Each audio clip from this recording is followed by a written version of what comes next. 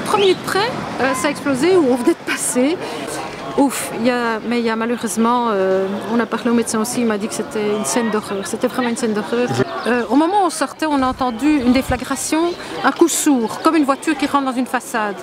Et je me suis retournée et à ce moment-là, on était projetés en arrière, lui et moi et d'autres gens, et c'était une explosion mais phénoménale. Tout volait et ça a été une panique. Les gens couraient dans tous les sens, les gens se jetaient par terre, il y avait des gens qui laissaient tout par terre, qui laissaient tout tomber. On a repris un petit qui s'était perdu, qui avait perdu sa grand-mère. On croit toujours que ça arrive ailleurs et aux autres. Et puis là on se dit, ça aurait pu être nous. Ah, parce qu'en fait où il y a eu l'explosion, 1 minute avant j'étais à l'endroit où il y avait l'explosion. Donc voilà, on se dit pas grand chose, on veut partir. On se rend compte là qu'on est en vie? On se rend compte qu'on est en vie, ouais. Et puis on a un peu la haine, on se dit que c'est dégueulasse de faire ça à des gens qui n'ont rien à voir avec ça en fait. Arrêtons ce carnage, arrêtons s'il vous plaît.